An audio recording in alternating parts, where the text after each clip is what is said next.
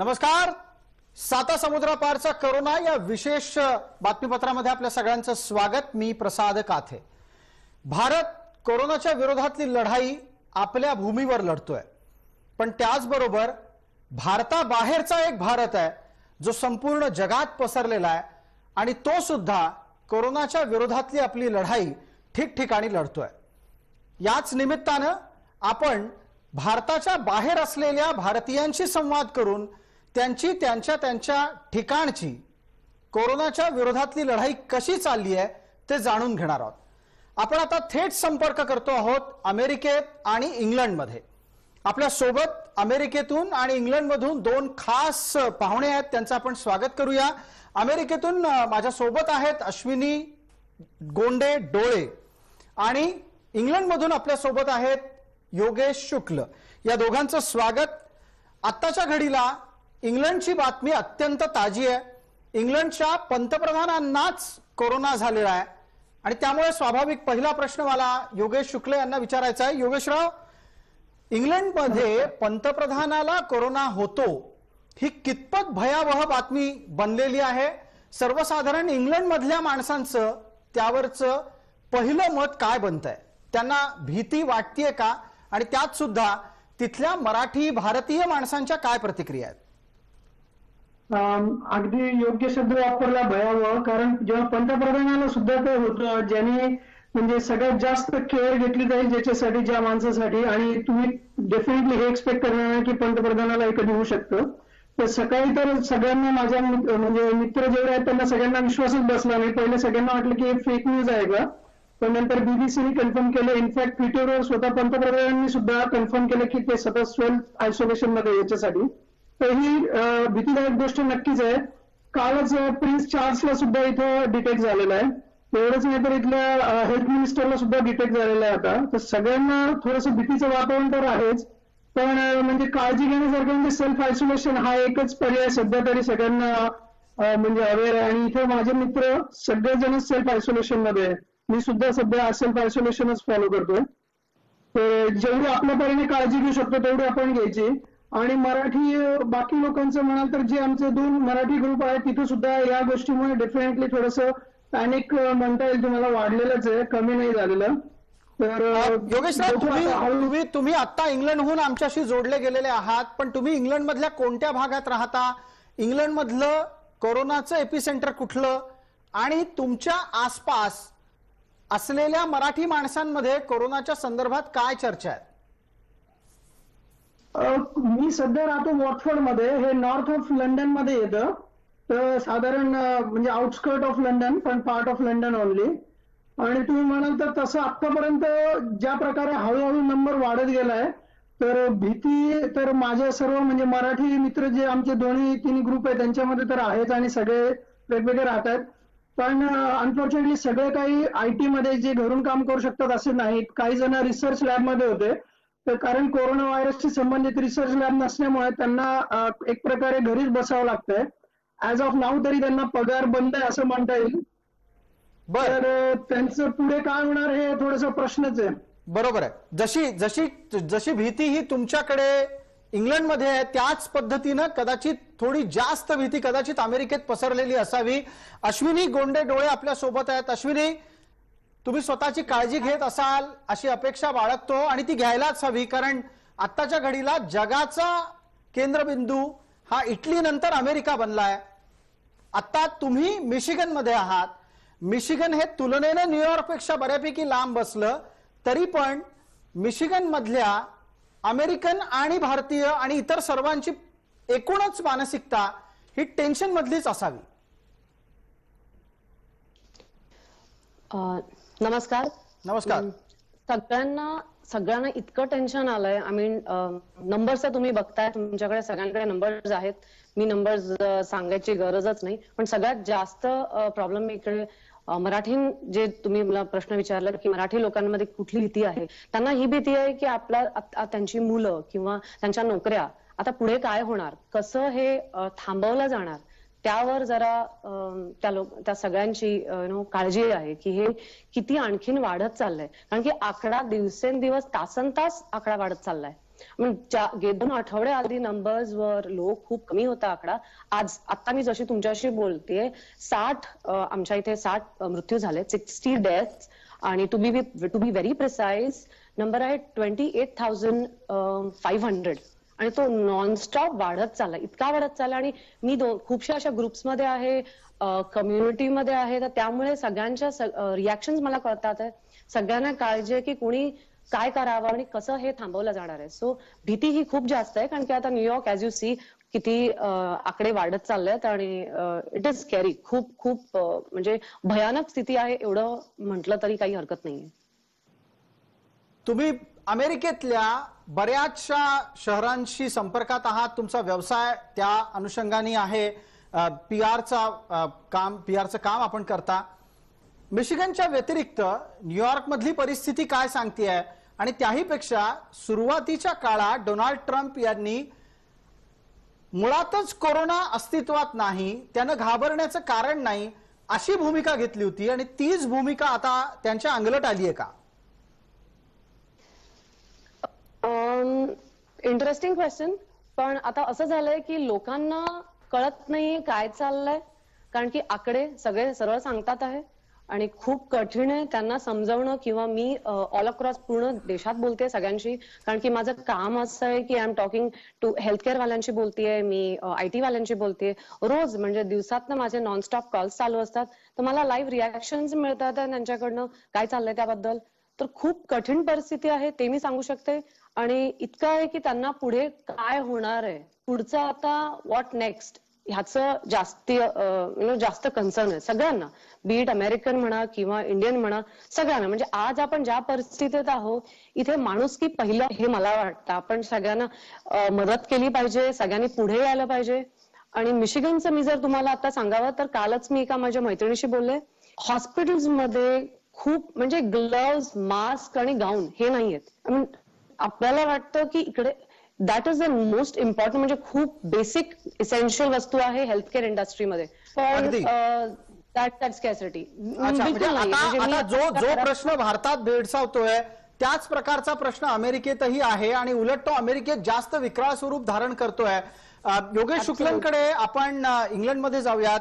योगेश, तुमच्याकडची परिस्थिती ही अशाच स्वरूपाची आहे? कारण आम्ही गेले काही दिवस सातत्यानं ज्या वेळेला आंतरराष्ट्रीय कव्हरेज पाहतो त्यात असं दिसतं की इंग्लंड मधला माणूस सुद्धा रस्त्यावर भटकताना दिसतोय. भारतात तर रस्त्यावर भटकण्याचं प्रमाण तुलनेनं कमी आहे म्हणावं, इतक्या मोठ्या प्रमाणात इंग्लंडमध्ये लोक रस्त्यावर भटकंती करतायत, पार्क्समध्ये जातायत.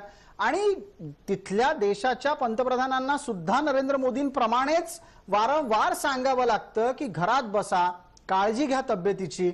इंग्लंडमध्ये तिथल्या नॅशनल हेल्थ स्कीम NHS असं ज्याला म्हटलं जातं त्याच्यावरही मोठ्या प्रमाणात ताण आला आहे का? हो, नक्कीच. आणि जर तुम्ही लोकांचं अवेअरनेसचं म्हणत असाल तर मागच्या आठवड्यामध्ये पार्क्समध्ये, मोठ्या पार्क्समध्ये आणि बीचेसवर खूप जास्त गर्दी झाली होती. कारण लोकांना अजून काही लोकांना बराचसा म्हणावा तसा अवेअरनेस नाही. आणि इटलीतल्या लोकांनी सुरुवातीला जशी चुकी केली तशीच काहीशा प्रमाणात अननोईंगली म्हणा, पण इथले बरेचसे लोक करतायत, अजूनही ते बाहेर जात आहेत. त्यामुळेच इनफॅक्ट हे लॉकडाऊन चालू झालंय. आणि तसं पाहिलं तर NHS वर प्रमाणाचं म्हणाल तर कोरोना व्हायरसचे जेवढे पेशंट आहेत त्यांचा सुनामी आलेला आहे अक्षरशः. सेंट्रल लंडनचे हॉस्पिटल ऑलरेडी म्हणजे अक्षरशः रडतायत मदतीसाठी. सो फार 6 लाख लोकांनी रजिस्टर केलं व्हॉलंटिअरिंग करायला, NHS स्वतः ते हँडल करू शकत नाही म्हणून. पण त्याला ऑर्गनाईज कसं करता येईल हेच जरा प्रश्नच आहे, कारण आता यांच्याकडे एवढे रिसोर्सेसच नाहीये. Day by day number of patients एवढे जास्त वाढतायत की त्यांनी जो इमर्जन्सीला नंबर आहे 111 त्याच्यावर फोन करू नका असं स्पष्ट सांगितलेलं आहे. तुम्हाला थोडे जरी सिम्पटम वाटले तर 2 आठवडे घरी राहा, पण याच्यावर फोन करू नका. आणि ज्या प्रकारे दिवसेंदिवस आकडा वाढतोय, आता आजचा आकडा म्हणाल तर 15,000 लोकांना म्हणजे टेस्ट पॉझिटिव्ह आलेली आहे आणि जवळपास 600 ते 800च्या घरात लोक त्याच्यामुळे ऑलरेडी डेड झालेले आहेत. पण हे कोप करायला यांच्याकडे अजिबातच असं हे नाहीये की योगेश, मी तुम्हाला एक दुसरा प्रश्न विचारतो, तो याच अनुषंगाने आहे. हा प्रश्न नीट आपण ऐकून घेऊ आणि तो सर्व भारतीयांनीही शांत चित्तानं ऐका असं माझं म्हणणं आहे. भारतासारख्या 135 कोटींच्या देशात ज्या वेळेला एखाद्या घटनेचे 800 मृत्यू 900 मृत्यू सांगितले जातात त्यावेळेला त्याचं गांभीर्य तुलनेनं कमी आहे, पण इंग्लंड सारख्या देशात ज्या वेळेला एखाद्या घटनेचे 800-900 मृत्यू असतात त्याचं गांभीर्य काय असतं? तुम्हाला थोडस आयडिया द्यायची झाली तर 4 जे देश आहेत, इंग्लंड, स्कॉटलंड, वेल्स आणि नॉर्दर्न आयर्लंड, संपूर्ण युके हे आकारमानाने आणि पॉप्युलेशनने अख्ख्या महाराष्ट्रापेक्षा सुद्धा कमी भरेल. तर इथं 600-800 म्हणजे पॅनिकची गोष्ट आहे. पंतप्रधान आणि प्रिन्स चार्ल्स यांना झालं डेफिनेटली तो पॅनिक वाढलाच आहे, पण ज्या प्रकारे या फिगर्स 800 सांगायचं झालं रिलेटिव्हली तुलनेने, तर हे खूप जास्त पॅनिक आहे. त्याच्यामुळे भीतीची एक कल्पना द्यायची झाली तर जे डिलिव्हरीला यायचे लोक आहेत ते यांचे कमी झालेत.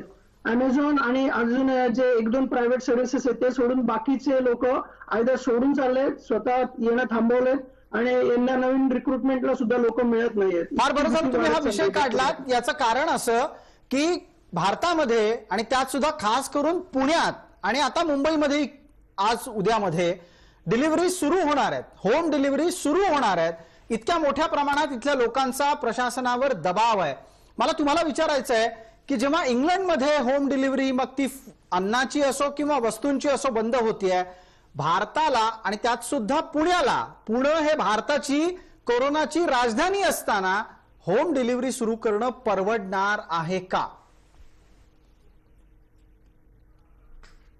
खूप जास्त रिस्क आहे, स्पेशली जे डिलिव्हरी करणार त्या लोकांना, आणि ते कुठून म्हणजे पोटेन्शियली जास्त स्प्रेड करू शकतात हे पण आहे.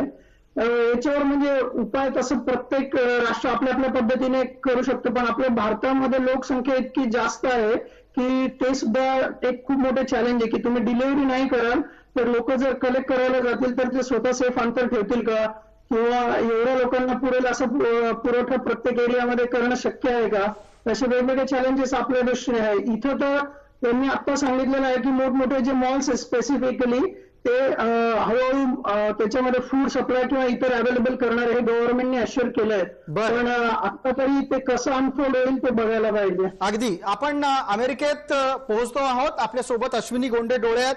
अश्विनी, मला या एका फूड सप्लाय अर्थात किराणा दुकानांच्या संदर्भानं अमेरिकेतला तुमचा अनुभव विचारायचा आहे.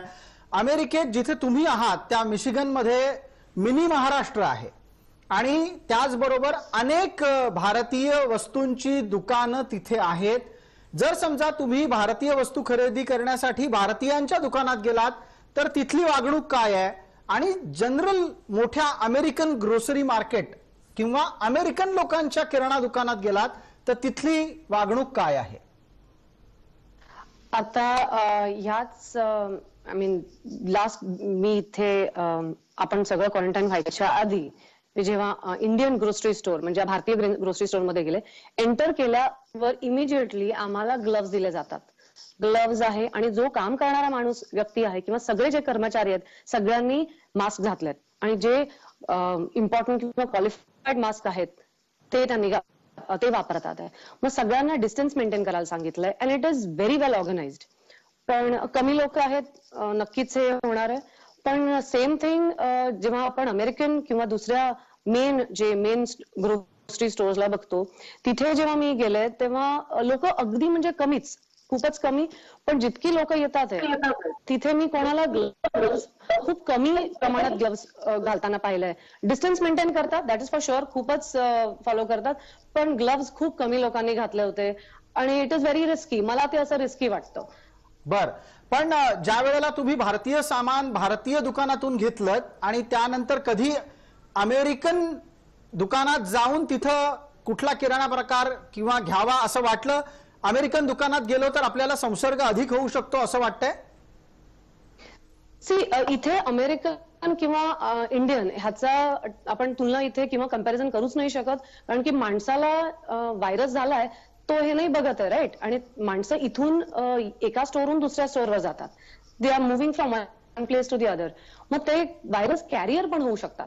बरोबर. समजा जेव्हा मी निघतेय तर मी एकदा आधी इंडियन स्टोअरला गेली किंवा भारतीय स्टोअरमध्ये जाऊन मग मी अमेरिकन स्टोअरमध्ये गेली, कारण की मला माहितीये मला आपल्या वस्तू आपल्याच दुकानात मिळणार आहे आणि मग रोजच्या जशी फळं आहेत किंवा दूध आहे हे सगळं मला अमेरिकन स्टोअरमध्ये मिळणार आहे. तर तिथे जाताना I have to be very careful. आणि अगदी. मला माहितीये माझी मुलगी आहे, आई म्हणून मला तिच्यासाठी किंवा माझ्या परिवारासाठी जे करायचं ते सगळ्यात पहिलं महत्वाचं आहे. अगदी आणि अगदी मला मी मला खूप आता या निमित्तानं पटकन- हाच प्रश्न घेऊन इंग्लंड मधली परिस्थिती जाणून घ्यायची आहे. योगेश शुक्ल आहेत आपल्या बरोबर.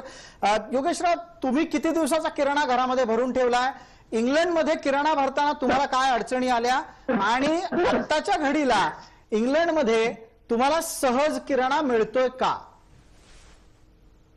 तुम्ही अगदी म्हणजे एकदम मर्मावर हातातला म्हणेल मी. कारण सांगायचं तर इथं ज्या डे टू डे ग्रोसरी किंवा किराणा आहे आपला मुख्य लागू शकतो, ज्या भाज्या म्हणा किंवा इव्हन बाळाचं, लहान बाळ आहे मला 10 महिन्याची मुलगी, तर ते बाळाचं जे मिल्क पावडर असते त्या सगळ्या गोष्टी आउट ऑफ स्टॉक झालेल्या आहेत.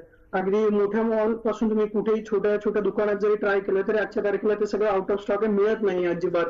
आणि जो मागणी आणि पुरवठ्याचं जे गणित आहे ते चांगलंच पॅनिक बाईंगमुळे तुटलेलं आहे. आणि आपल्याकडे भारतात पंतप्रधान जे सांगतात की तुम्ही पॅनिक बाईंग करू नका, त्याचं रिझन असं की सगळ्यांनी थोडं थोडं पुरलं पाहिजे. आता परिस्थिती ही अशी आहे, आम्ही हार्डली आता येते 8-10 दिवस तर घरात आरामशीर सगळं व्यवस्थित पुरेल एवढं आहे. पण त्यानंतर मात्र आम्ही जेव्हा होम डिलिव्हरी सुद्धा करायला जातो ऑनलाईन, तर निदान 4-1 आठवडे काहीच आम्हाला दिसत नाही की काही इझिली मिळेल. तर आम्हाला बाहेर पडावंच लागणार आहे जेव्हा हे संपणार स्टॉक. आणि तोपर्यंत होपफुली अवेलेबल झाला असेल, जे आता सगळं आउट ऑफ स्टॉकच दिसतंय गेल्यावर. बरं, इथे भारतामध्ये काही काही राज्यांमध्ये अशी घोषणा होताना दिसतेय, काही प्रमाणात तसे प्रयत्नही सुरू झाले आहेत की नागरिक मागतील तर त्यांच्यासाठीची वस्तू त्यांच्या घरी सरकार पोचवेल. तुम्हाला वाटतं इंग्लंडमध्ये हे करणं सोपं आहे, भारतात करणं खूप अवघड आहे? अगदी योग्य बोलला. त्या मानाने इथं प्रत्येक पोस्टकोड, प्रत्येक घर नंबर इतकं डिटेलमध्ये ट्रॅक्ट आहे की इथं जर असं ठरवलं तर करणं सोपं आहे. कारण भारतामध्ये फारच अवघड आहे.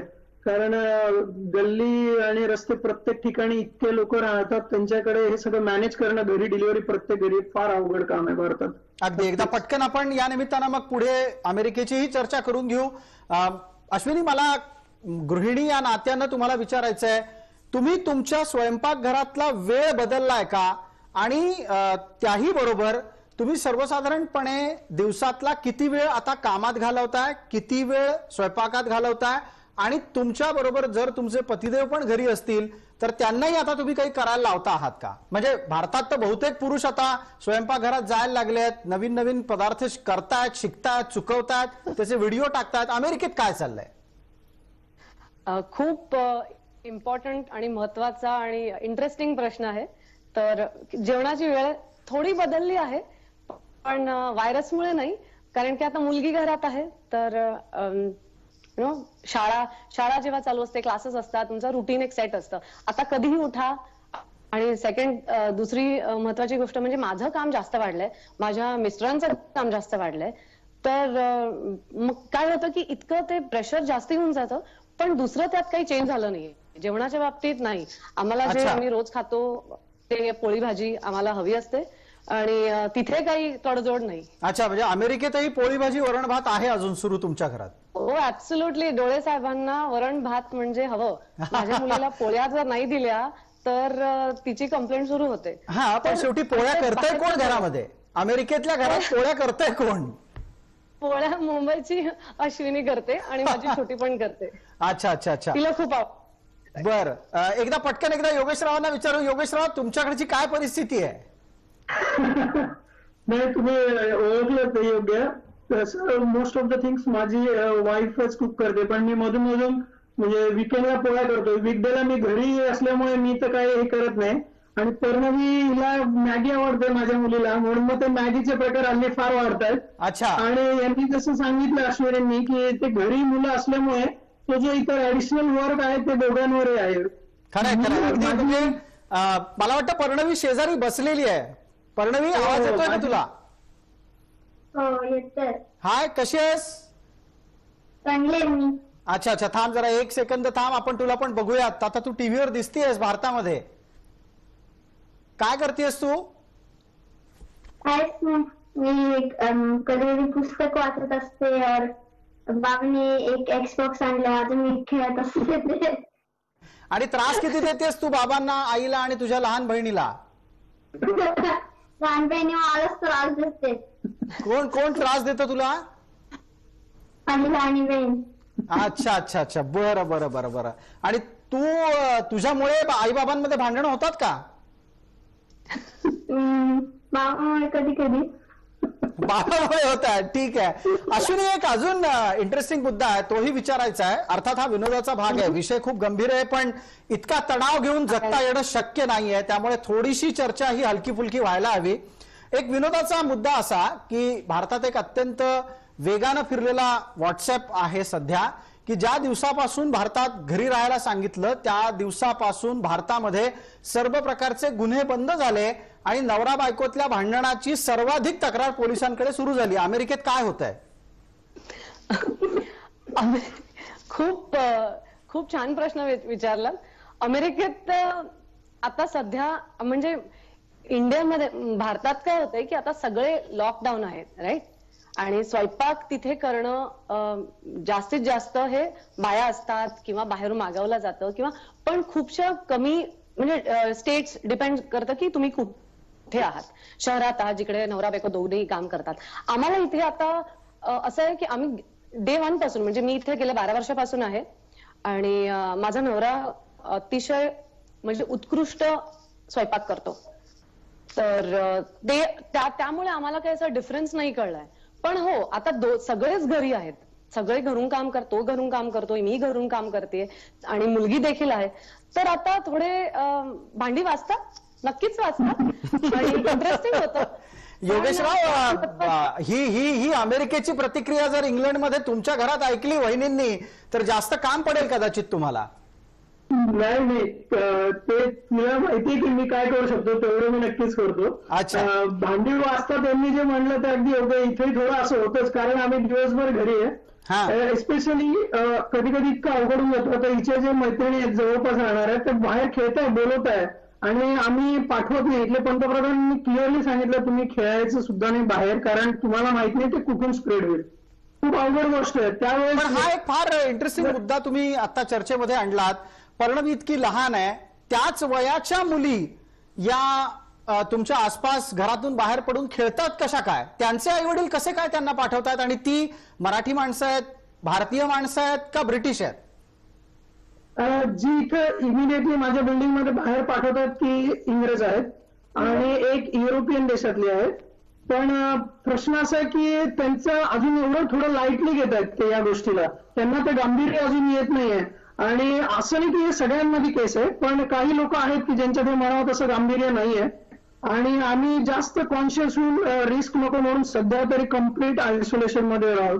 येते 8-15 दिवस 10 दिवस तर नक्की आयसोलेशन मध्ये जाणार. त्यानंतर जर मी इफ एट ऑल घरातलं किराण्यासाठी पडलो तर बाहेर पडेल असं सध्या. अच्छा, बरं. आता एकदा पटकन अमेरिकेमधली स्थिती जाणून घेऊ आपण. अश्विनी, तुम्ही ज्या वेळेला घराबाहेर पडता, कारण तुम्हाला किराणा घ्यायला जावंच लागतं असं मगाशी तुम्ही बोलताना म्हणालात, तुम्ही काय काळजी घेता आणि सर्वसाधारणपणे घरात परत आल्यावर काय काळजी घेता?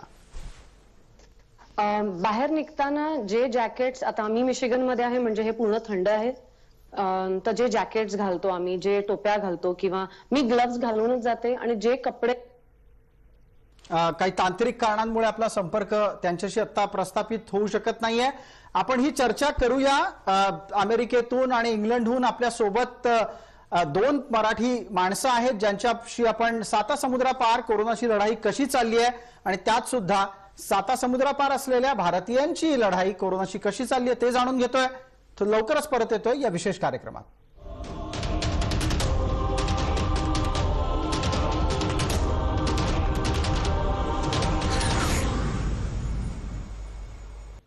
नमस्कार. सातासमुद्रापारचा कोरोना या विशेष कार्यक्रमामध्ये आपल्या सगळ्यांचं पुन्हा एकदा स्वागत. मी प्रसाद काथे. आपण आता इंग्लंड आणि अमेरिकेतल्या आपल्या मराठी बांधवांशी थेट जोडले जातोय. एक मराठी बांधव, एक भगिनी आपल्या सोबत आहे. आपल्यासोबत अमेरिकेतून आहेत अश्विनी गोंडे डोळे आणि इंग्लंडमधून आहेत योगेश शुक्ल. त्यांच्याबरोबर त्यांची लहान मुलगी पर्णवी बसलेली आहे. अश्विनी, आपण थोड्या वेळापूर्वी अशी चर्चा करत होतो की तुम्ही ज्या वेळेला घराबाहेर पडता अमेरिकेमध्ये कुठेही जाण्यासाठी, बहुतेक वेळेला किराणाच घेण्यासाठी आपल्याला घराबाहेर पडावं लागत असेल, त्यावेळेला काय काळजी घेता? जेव्हा परत येता त्यावेळेला काय काळजी घेता? आम्ही निघताना, स्पेशली मी जेव्हा बाहेर जाते तेव्हा जे जॅकेट्स आम्ही घालतो, आणि जे टोप्या घालतो किंवा जे ग्लोव्स घालतो आणि जे काही कपडे शूज म्हणा जे काही कपडे घालतो ते आल्यानंतर सरळ आंघोळीला जायचं आणि बाहेरचे जे जॅकेट आहेत ते गाडीतच मी ठेवून देते युजली. कारण की काही जॅकेट्स हे कॉन्स्टंटली आपण रोज रोज तर धुऊ नाही शकत, तर व्यवस्थित त्याला क्लीन करावं लागतं. आणि सामान जे तुम्ही बाहेरून आणता त्याला देखील क्लीन करावं लागतं, कारण की virus can come from anywhere, कुठूनही येऊ शकतो. खूप काळजी घ्यावी लागते. It is a very serious. साधारणपणे अमेरिकेतून जर समजा अशा पद्धतीनं प्रतिक्रिया येत असेल तर इंग्लंडमधली परिस्थिती काही वेगळी असेल असं वाटत नाही. पण योगेश्वरराव, तुम्ही बरेच दिवस घराबाहेर पडला नाही आहात, समजा पडायची वेळ आली तर? नाही, डेफिनेटली ही सगळी काळजी तर घेणारच. इनफॅक्ट की बाहेर जाताना सुद्धा रबरी ग्लोव्ज आहेत माझ्याकडे, पूर्ण एक सेट आहे, तर ते रबरी ग्लोव्ज घालून जाणार आणि आल्यावर म्हणजे जस्ट येण्याआधी बाहेर जे हे ठेवलं, वेगळी बिन केलेली आहे एक नवीन, त्याच्यामध्ये सगळं अशा गोष्टी हे करणार, रबिश मध्ये टाकणार. हे तर आम्ही फॉलो करणार. इनफॅक्ट बॅकग्राऊंड नॉईज येतो. नाही नाही, आपण बोलत राहा. अमेझॉनची जे डिलिव्हरी काही आलेलं आहे ते आम्ही असं ऐकलं, कार्डबोर्डवर 24 तास तो व्हायरस जिवंत राहतो आणि प्लास्टिकवर 72 तास. तर काळजी म्हणून आम्ही सेफ साईड 3 दिवस कुठलीही डिलिव्हरी ओपन करत नाहीये आणि 3 दिवसानंतरच आम्ही स्प्रे मारून त्यातली डिलिव्हरी बाहेर देतोय. आणि जे कार्डबोर्ड आणि प्लास्टिक आहे ते तेव्हा बाहेरच्या बिनमध्ये आपल्या जी काळजी घेतील ती तर आम्ही घेतोच आहे. अगदी अगदी. आणि हा जो तुम्ही विषय काढलात हा फार बरं झालं. याचं कारण असं की कोरोना हा एक असा आतापर्यंतचा अजेय विषाणू आहे की ज्या विषाणूच्या जन्म राहण्याविषयी म्हणजे त्याच्या अस्तित्वाविषयी अनेक प्रकारच्या गोष्टी टप्प्याटप्प्याने बाहेर येत आहेत आणि ही जास्त घातक गोष्ट आहे. अश्विनी, समजा आता आपण असं एक उदाहरण घेऊ की हात धुवा आणि विषाणू संसर्ग टाळा असं वारंवार जरी सांगत असले लोक, तरी पण मी हात धुतल्याच्या नंतर ज्या वस्तूला हात लावणार आहे त्या वस्तूवर विषाणू असेल तर मी काय करायचं? काही गोष्टी ज्या तुम्ही कंट्रोल नाही करू शकत, पण ज्या गोष्टी आपल्याला कंट्रोल करता येतात, एक तर घरी राहा, स्टे ॲट होम. आणि माझं तर भारतीयांना आणि अमेरिकेतल्या लोकांना, इनफॅक्ट पूर्ण जगात मला एक महत्वाचा मेसेज सांगायचा आहे की तुम्ही काळजी घ्या स्वतःची आणि आपल्या फॅमिलीची. It is very important. म्हणजे सिरियसनेस लोकांनी घेतला नाहीये या गोष्टीचा. नाही, पण या सिरियसनेसच्याच मुद्द्यावर मला एक प्रश्न असाही विचारायचा आहे की नॉन सिरियस किंवा गंभीर नसलेली माणसं ही जगभरात सगळ्या ठिकाणी आढळत आहेत. ऑस्ट्रेलियातलं चित्र आपण जर पाहिलं तर तिथे समुद्र किनाऱ्यांवर तिथेही बगीच्यांमध्ये प्रचंड गर्दी आहे.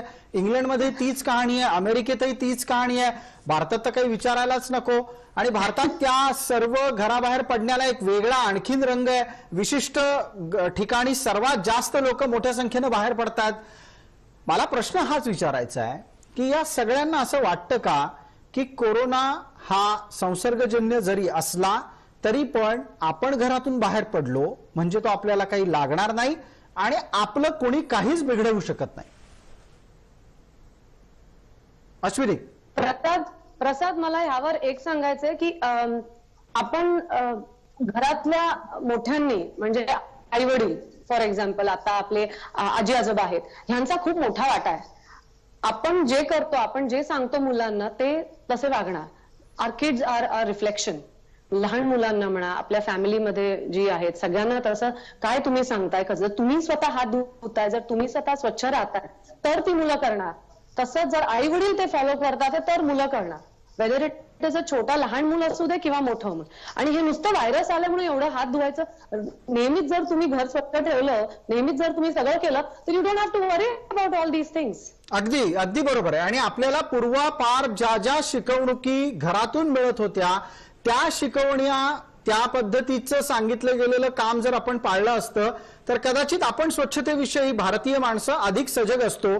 पण एक दुसरा तर्क पण आहे योगेशराव, त्या निमित्तानं तुम्हाला विचारायचं आहे की भारतात एक अशाही प्रकारची मानसिकता आहे की भारतीय माणूस हा इंग्लंड आणि म्हणजे युरोप आणि अमेरिका यांच्यातल्या माणसांपेक्षा रोगप्रतिकारक शक्तीबाबत अधिक सक्षम आहे.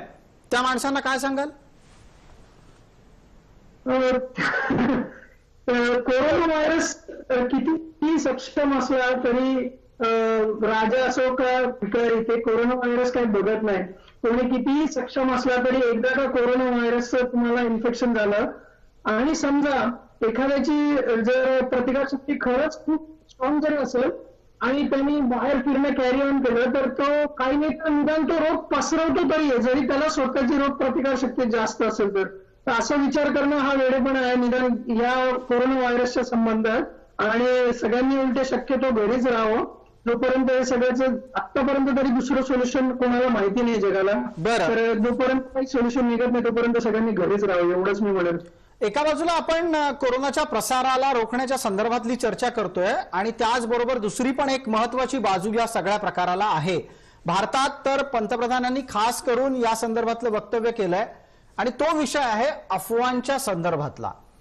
अमेरिकेत आणि इंग्लंडमध्ये पण अमुक गोष्ट केली तर कोरोना पळून जातो, कोरोनाची बाधा होत नाही, अशा प्रकारच्या काही अफवा पसरतायत का? तिथे व्हॉट्सअप आणि इतर सोशल मीडिया नेटवर्किंग मधून काही माहिती लोकांपर्यंत पोहोचतीये का? आणि त्याबद्दल तिथली सरकार कशी वागतायत त्याची चर्चा सगळ्यात पहिल्यांदा आपण अमेरिकेत अश्विनी यांना प्रश्न विचारूयात.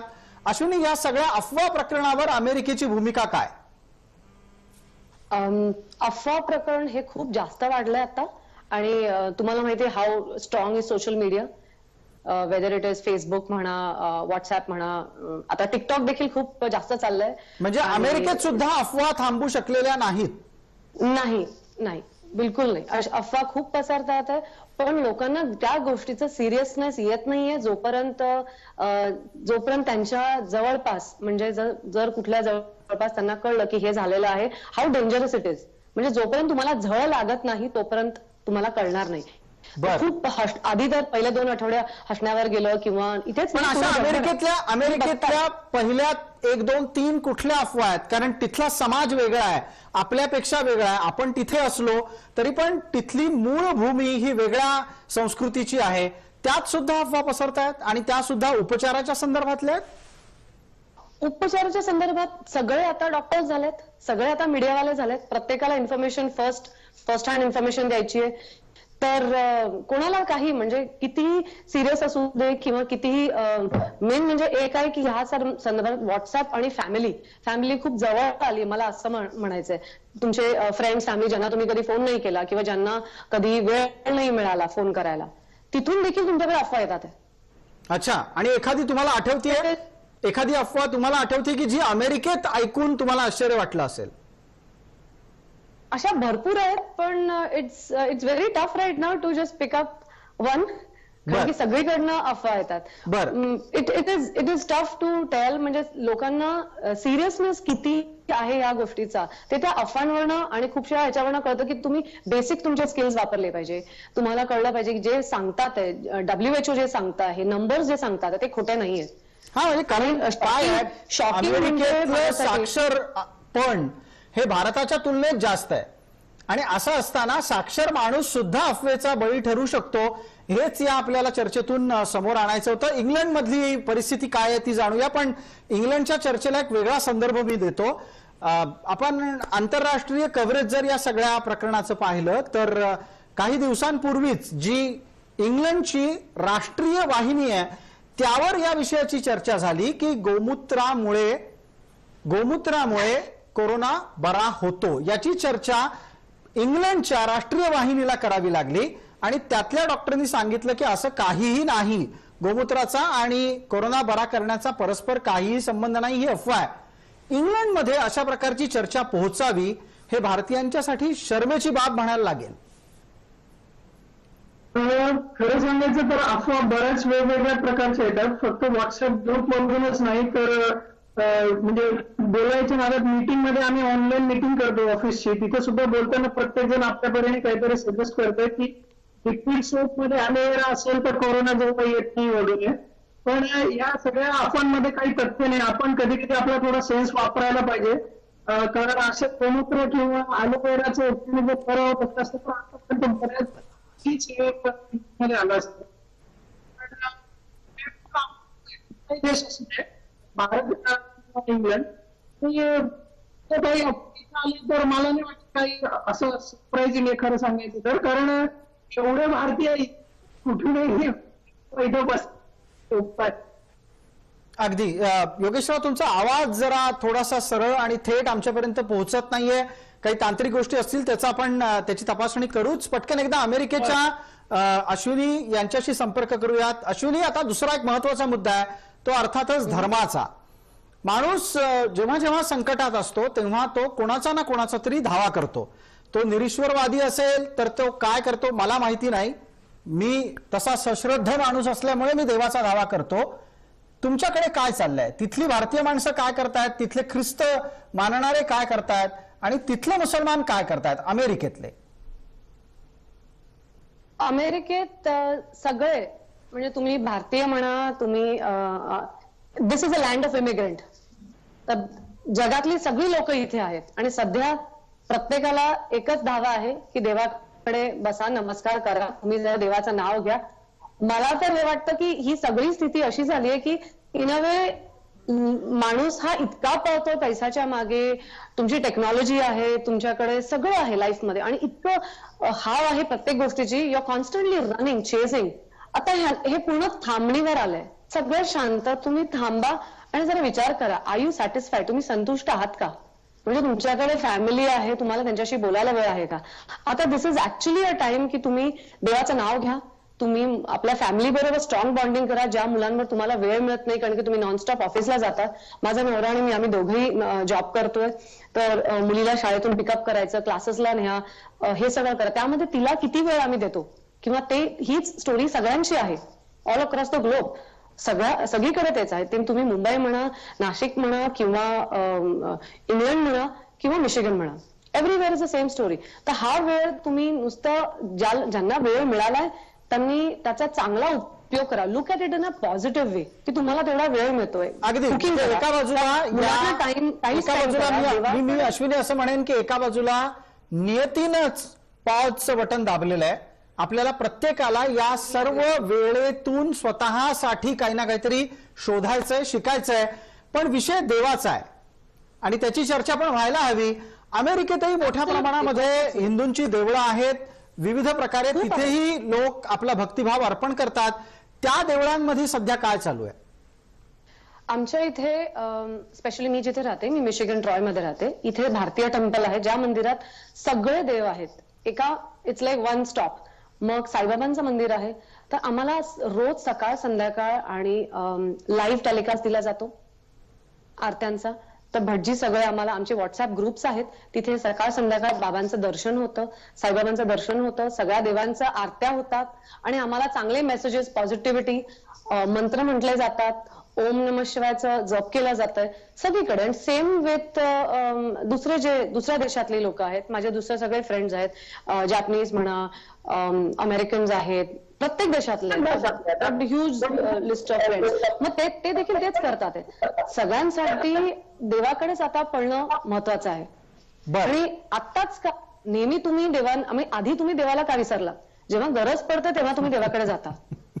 राईट. हा खरा भक्ताचा गुणधर्म आहे. त्याला तो भक्त जे वेळेला अडचणी देतो ना तेव्हाच त्याला देव आठवतो. तेव्हाच त्याला देव आठवतो. जेव्हा पाहुणे घरी येणार प्रसाद, तेव्हा घर साफ होतं. नेहमी घर का नाही साफ होत? अगदी बरोबर आहे. आता इंग्लंड मधली परिस्थिती ऐकूयात. योगेश शुक्ल, ओव्हर टू यू. इंग्लंडमध्ये तसं काही फार वेगळं नाही. तुम्ही म्हणाल तर वॉटफोर्ड मध्ये, आवाज येतोय माझा? अगदी येतोय. तुम्ही सलग बोलत राहा, आम्हाला नीट आवाज येतोय. वॉटफोर्ड मध्ये सगळ्यात पहिली केस कोरोनाची जी होती ती इथलं वॉटफोर्डचं जे इस्कॉन टेम्पल आहे त्याचे गुरुजींना पहिल्यांदा झाला. आणि त्यानंतर दुःखद घटना अशी की ते गेले, पहिली डेथ त्यांचीच झाली त्या गुरुजी. अरे रे. त्याच्यानंतर ते फिअर इतकं पसरलं की इस्कॉन टेम्पलच नाही, इथले जो टेम्पल आणि ग्रुप आहे जसं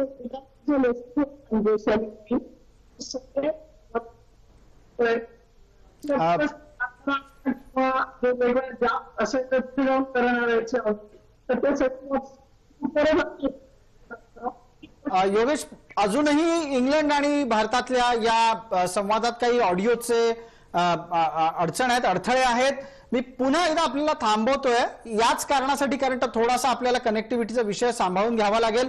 एक छोटीशी विश्रांती घेऊ आणि लवकरच परत येऊ या कार्यक्रमामध्ये. दरम्यानच्या काळात आपण विचार करा, आम्ही ह्या कार्यक्रमाला छोटासा पॉज देतोय, जो नियतीने दिलेला पॉज आहे, त्यात आपल्याला काय करायचंय.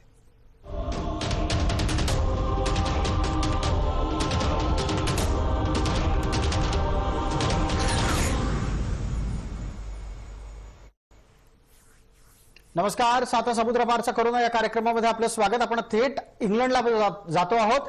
इंग्लंडमध्ये योगेश शुक्ल आपल्या सोबत आहेत, त्याचबरोबर त्यांची लहानशी मुलगी पर्णवी पण त्यांच्या सोबत बसली आहे.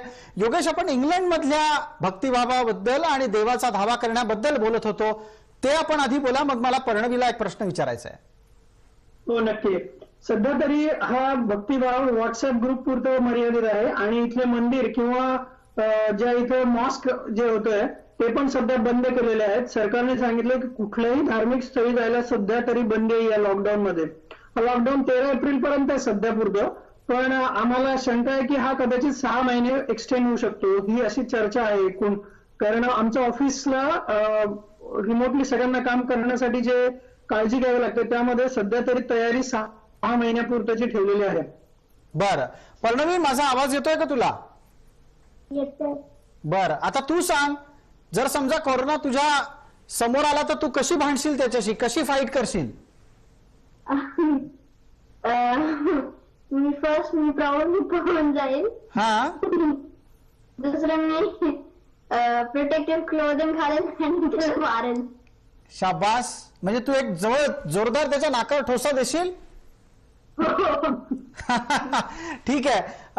मला एक पुढचा प्रश्न विचारायचा आहे, तो अमेरिकेमध्ये असलेल्या अश्विनी यांना. अश्विनी, आपण आता योगेश यांच्याकडून ऐकलं की कदाचित आत्ता जी लॉकडाऊनची परिस्थिती ती 6 महिन्यापर्यंत वाढू शकते. भयानक स्थिती आहे. 6 महिने माणूस एकाच जागी बसून राहणं अशक्य असेल जवळपास अमेरिकन माणसांना किंवा कोणालाही जगामध्ये. पण त्याचे जे अर्थव्यवस्थेवरचे परिणाम आहेत ते जास्त भयंकर असतील. जर अमेरिकेची ही स्थिती आहे, भारताची काय स्थिती होऊ शकते? It's very scary. म्हणजे इतकं घाबरण्याची ती सिच्युएशन आहे. भारतात आता जे चाललंय, अमेरिकेत जे चाललंय, तुम्ही स्टॉक मार्केट बघताय सगळीकडे, बीट नॅसडॅक, डाव, everything, it is extremely horrifying. म्हणजे उद्या काय होणार आहे याची काही कल्पना नाही. आमचे जॉब सेफ आहेत की नाही, आमच्या मुलांचं फ्युचर सेफ आहे की नाही, आई वडील सेफ आहेत की नाही, भाऊ बहीण सेफ आहेत की नाही, ह्या सगळ्यावर नॉनस्टॉप प्रेशर. आणि उद्या काय होणार म्हणजे लिटरली आज माझं तर असंच म्हणणं आहे की आज लिव्ह लाईफ टुडे आणि बी सेफ. नंबर 1, तुम्ही जगा आणि जगू द्या, बाहेर निघू नका. तो सगळ्यात पहिला महत्वाचा मुद्दा आहे. आणि फायनान्शियल, जसं आपण म्हणतो की उद्या finances go through up and down, जान है तो जहान है, राईट? तर तुम्ही जर स्वतःची काळजी घेतली, तुम्ही बाहेर पडू नका, उद्या आपण मार्केट उभं करू शकतो. We all have to stay together. Market up down तर होणारच आहे with this situation. I mean it's very scary. पण कसं त्याला पुढे हे करायचं, लोकांचं उद्या फ्युचर, ट्रॅव्हल नाही करू शकत. इथे आता नेक्स्ट आय थिंक 3-4 महिने बंद राहू शकतो. मला आताच कळलं आज सकाळी की खूपशे असे प्लांट्स बंद राहणार आहेत, खूपशे असे सिच्युएशन्स आहेत जिथे लोकांच्या नोकऱ्या, तुम्ही जर आता न्यूज मध्ये बघितलं तर नोकऱ्या किती लोकांच्या चालल्या आहेत. It is very scary. ते खूप इतका विचार करून स्ट्रेस वाढतोय तो सगळा घरात, मुलांवर, नवऱ्यावर, आई वडील, तुमचे नातेवाईक. तुम्ही इंडियाला कॉल करताय, तुम्ही इथे आहात, जगभरात तुमचे सगळे नातेवाईक आहेत, सगळीकडे. नुसतंच अमेरिका नाही, अमेरिका, इंडिया म्हणा, ऑल अक्रॉस द ग्लोब जे चाललंय बरं फायनान्शियल. दुसरा आणखीन एक मुद्दा घेऊ इच्छितो की कोरोनाचा जन्म चीन मधला आहे. अर्थात त्यावर चीन आणि अमेरिकेत भांडणं चाललेली आहेत. पण आता तरी असं दिसतंय की हा चीन मधून पसरलेला विषाणू आहे. तुम्हाला असं वाटतं अश्विनी की अमेरिकेत याची प्रतिक्रिया आज ना उद्या येईल? चीनी माल, चीनी माणसं आणि चीनी खाद्यपदार्थ या 3 गोष्टींच्या बाबत अमेरिका आणि तिथली माणसं काही ना काहीतरी निश्चित निर्णायक भूमिका घेऊ शकतात. चायना किंवा या सगळ्या देशांचं जे काही चालू आहे ऑन अ पॉलिटिकल लेवल, तो एक डिफरंट अगदी टोटली वेगळा विषय आहे. पण आता इथे माणूस मरतोय, माणूस मेल्यानंतर त्याला ऑनलाईन लिटरली फ्युनरल आताच मी योगेशला सांगत होते की फ्युनरल ऑनलाईन हे मी कधी आयुष्यात ऐकलं हो, म्हणजे ताजी बातमी. बरं झालं तुम्ही या विषयाला स्पर्श केलात. स्पेन, ऑस्ट्रेलिया, इंग्लंड, अमेरिका यांनी अंत्यसंस्कारावरही निर्बंध लागू केलेले आहेत. 5 पेक्षा जास्त माणसांनी अंत्यसंस्काराला जायचं नाही असं काही देशांनी सांगितलंय. जिथे तुम्ही रक्ताचे नातेवाईक असाल त्यांनीच अंत्यसंस्काराला जायचं असंही सांगितलंय. आणि इतकंच नाही तर काही ठिकाणी अंत्यसंस्कार सुद्धा करायची गरज नाही, सरकारी यंत्रणा त्याची काळजी घेईल असे आदेश आलेत. हे फार भयानक आहे. माणसाला आजवर ज्या ज्या गोष्टी ठाऊक नव्हत्या त्या सगळ्या त्याच्या समोर घडायला लागलेल्या आहेत. अश्विनी. प्रसाद, पूर्ण जगात आता इतकी भीती निर्माण झालीये.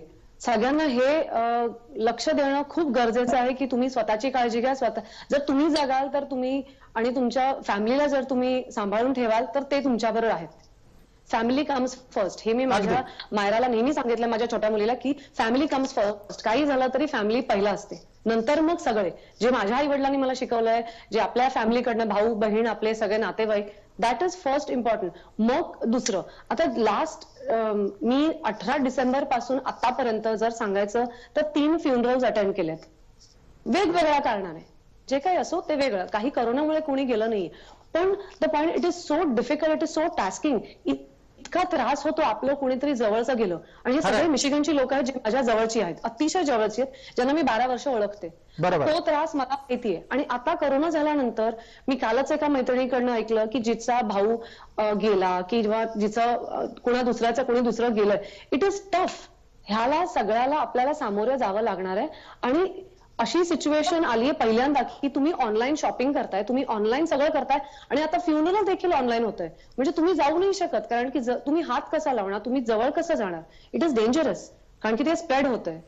याहून डेंजरस सिच्युएशन, अत्यंत निर्णायक आणि त्याचबरोबर मनावर दगड ठेवूनच सामोरं जाण्याचा प्रसंग आहे. या निमित्तानं माझ्या मना बंद दगड नावाची एक जुनी कविता आपल्याला सगळ्यांना शाळेत शिकवली गेली आहे, ती कदाचित आठवली असेल. योगेशराव, तुमच्याकडे येतो. कार्यक्रमाचा शेवट करण्यापूर्वी मी तुम्हाला विचारू इच्छितो की ज्या ज्या गोष्टी आपल्याला या निमित्तानं आठवतायत त्या सगळ्या आपल्या शिकवणुकीमध्ये कुठं ना कुठेतरी संस्कृतीमध्ये आतापर्यंत दडलेल्या होत्या. त्या सगळ्या गोष्टी आता जगाला स्वीकाराव्या लागतायत, हा एक भाग. पण या कठीण प्रसंगामध्ये धीर देण्याच्यासाठी काय करावं? नक्की तुम्ही जिथे बाहेर जाऊ तर शकत नाही, पण जिथे तुम्ही आपल्या लोकांना कॉल करू शकता तिथे सगळ्यांशी बोलावं मनमोकळेपणे, ते डेफिनेटली हेल्प करेल. That's what I would say. आणि इतके दिवस लहानपणापासून आई म्हणायची बाहेर आलं की आधी हातपाय धुवू. या गोष्टीचं महत्व आहे, या छोट्याशा महत्व. किंवा इव्हन आपल्याकडे हिंदू लोकांमध्ये मेल्यावर जाळतात, तर काय महत्व आहे ते आता कळतंय. अशा बऱ्याचशा गोष्टी. त्यामुळे जे म्हणतात ना की धर्माच्या बेसिसवर की तुम्ही Hinduism is way of life, ते अगदी खरं आहे असं वाटतं आता. आणि या निमित्ताने या मधले गॅप्स जे आपण मिस केलेत, की आपल्या लोकांना कधी कोणाशी बोललो नाही, कधी कोणाला सॉरी म्हटलं नाही, तर ते नाव इज द टाइम. आता सगळ्यांना फोन करून बोललं पाहिजे, सॉरी असो का काही, मन मोकळेपणे. सो दॅट पुढे तुम्हाला मनात ते राहणार नाही आणि तुमच्या घरामधल्या अडकलेल्या वातावरणात खुश राहायला पण मदत करेल. बरोबर आहे. धन्यवाद योगेशराव या उत्तराच्यासाठी. खर तर हे अत्यंत धीरगंभीर असंच उत्तर आहे आणि त्याच्यातून खूप काही शिकण्यासारखं आहे. अश्विनी, तुम्ही अमेरिकेत आहात, योगेश तुम्ही इंग्लंडमध्ये आहात. दोघंही स्वतःची पूर्णपणे काळजी घ्या, स्वतःच्या सोबत स्वतःच्या कुटुंबाची काळजी करा. आणि दुसरं महत्वाचं म्हणजे भारतात आम्ही आहोत, आम्ही आमची काळजी घेतो आहोत. तुम्ही आमच्या काळजीने आणखीन जुरू नका. तुम्ही स्वतःची काळजी घ्या, स्वतःला जपा, तुमच्या सोबतच्या सर्व कुटुंबियांना जपा. आपण असेच बोलत राहू अधूनमधून. आपण नक्की याच्यावर मात करू, कारण माणसाला शेवटी आलेलं प्रत्येक आव्हान पेलण्याची एक ईश्वरीय ताकद आहे. साता समुद्रापारचा कोरोनामध्ये तुर्तास इथेच थांबतोय. आपण सर्वांसाठी धन्यवाद. या कार्यक्रमात आपण सहभागी झालात त्यासाठी.